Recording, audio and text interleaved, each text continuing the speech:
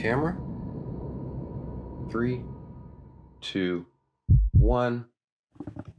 Rolling sound. Give me a clap.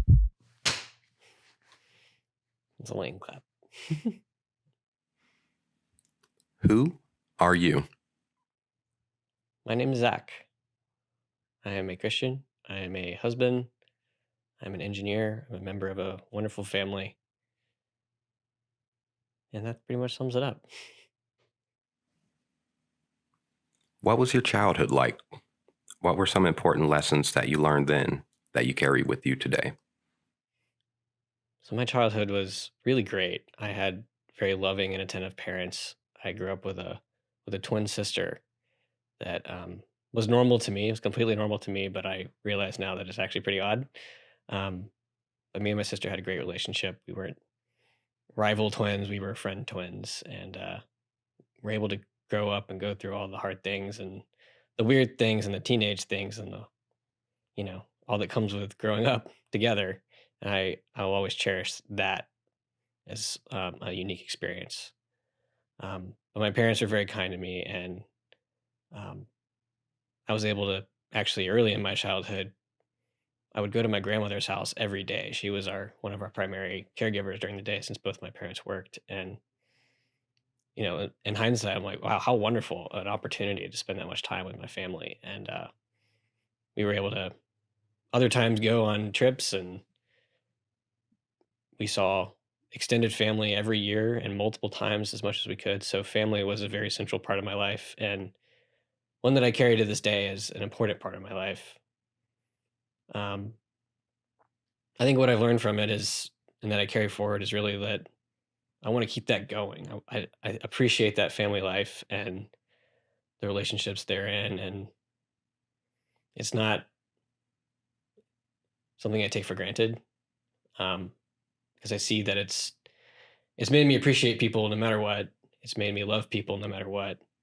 Not that my family members are hard to love, but sometimes they are, and I think that's true for everybody. How does a flower grow? I think it grows in stages. It grows from something, not just out of nothing. It was a seed at one point and turns into something beautiful, and I think it's unique in its own way and often a surprise for people to see the result from such a dirty process of sticking a seed in the ground. You get this beautiful thing. So how does it grow? It grows with a very scientific process, of course, but also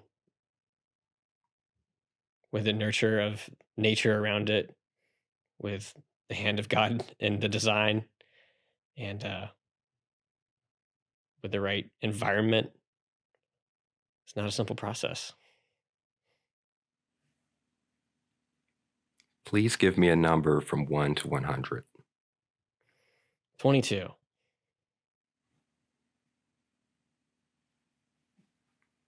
What makes you feel accomplished? When is the last time you truly felt that emotion? I've always, I think achievement's one of those things that is my frenemy in life. It's a thing that early on I was drilled into my brain that I need to do well in school, which it's definitely true, and I did do well in school, and so when I feel accomplished, it's when I've achieved something. A lot of times, I found that those achievements, while I've had academic achievements, I've done successful work repeatedly. I like to think, at least. And if I'm honest with myself, my biggest accomplishment is having the privilege of marrying my wife, and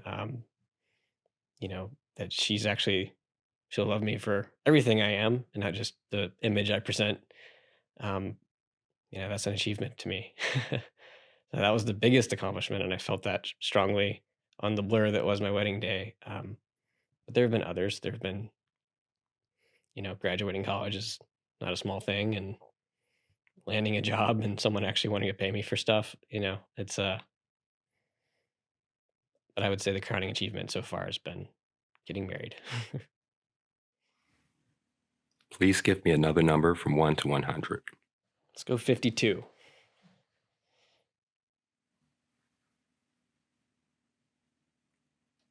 What's the greatest risk you've ever taken? I was afraid a question like that would come up. Um, I think it was my chosen career path. In high school, I was really deeply involved in music. I did percussion all through middle school and high school, and um, I was also interested in science and math. And so once it came time to choose college and what I was going to study, it was kind of a big choice between pursuing percussion as a career and engineering as a career. And you might say I didn't risk it much at all to kind of take the more risk averse path of job security in engineering, which I did choose to do. But I think the risk that I did take was not doing something that I am passionate about and not making that an enormous part of my life, but keeping it as a hobby. I think there was a fear that I'd regret it. And, to some degree, I do. Please give me another number from 1 to 100. 73. I'm trying not to think about the numbers too much. When have you caused the most harm to yourself? Well, I guess going back to my drive for achievement, that has come at a cost. um, Not just in energy use and health and staying up for very long hours at night, all through, well, high school and college, to be honest. Um, but I think the bigger price I paid doing that was not investing more in the people around me and their relationships. Um, I couldn't maintain a whole lot of friendships, although I did have close friends in high school. Now it's much harder to maintain those. And um, I think looking back, if I had, been more cognizant of what I was actually doing and spending so much time just doing homework that, in the long term didn't really matter all that much. Um, there is some harm done, I think, there.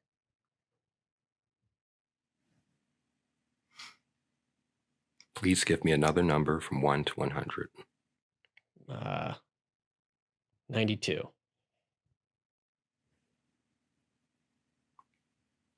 If you were given the choice to choose your manner of death, how would you die?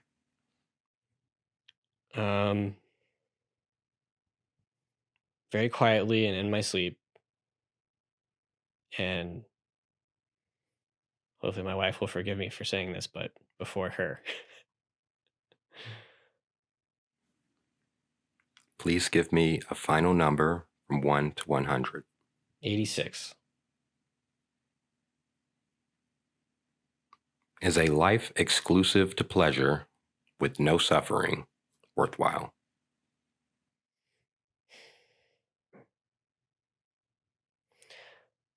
I have many thoughts on this. I think the answer I want to say is no, absolutely not, because one of the things that makes things pleasurable and fun things fun and etc. is that there's that contrast. It's kind of polar opposites like good and evil. You have to know good before you know evil and vice versa. Um, so I don't think you can just have pleasure and it be worthwhile. I think you wouldn't know the difference. You wouldn't know it's pleasure. It'd just be normal. Um, and then I don't know. I think that spectrum of experiences is vital to human life. How do you find meaning in your daily experience? What propels you through life?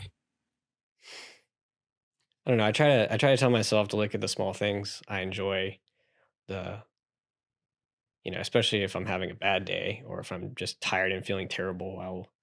It'll brighten up a lot just by having a quick conversation with somebody, and I feel like I connected with somebody, and that really brightens my day. And I think that keeps me going is relationships with even work relationships that may or may not rise to the level of friendship.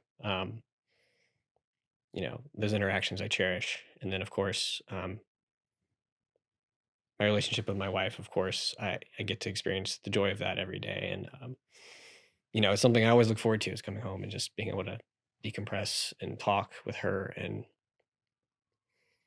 just having some time to relax. And the things that really keep me going, I don't know, I suppose I'm to some degree doing it one day and then doing it the next and keeping on going. But I do try to make sure I set aside the things I actually like doing and consciously do them, but also cherish those random things that come up that are just great. What has the experience of living been like for you to this point? What can people learn from your life? Yeah, I've struggled with how to answer this question. I think I'm in danger of going through the motions, if that wasn't clear from my last answer. Um, because I am a people pleaser. I try to make sure nobody around me is unhappy with me, and I think sometimes that's at the cost of myself. Um, Maybe often it's at the cost of myself, um, and trying to be honest with myself and my preferences. And I can do that, but the hard part's actually expressing it. Um, so I think the thing to learn from that, and what I'm still working on quite strongly as much as I can, is being honest with myself and expressing myself honestly to other people without putting their possible reception ahead of my own preferences. All right, this is the final question and the reason we're here. Life is fleeting. We never know when it's our time. If these were your last words ever recorded, what would you say about your life and legacy? I would say my life has been wonderful. It's been a blessing. It's been um, an experience to cherish and hold dear.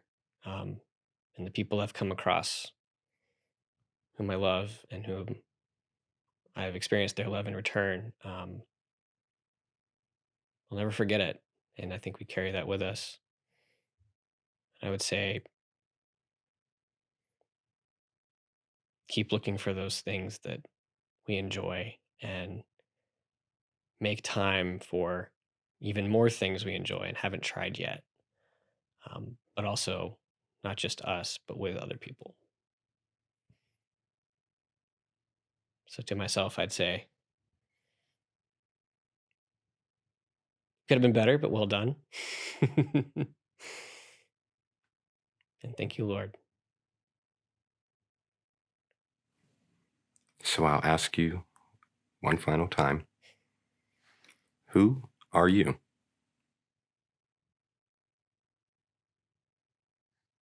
I'm Zach.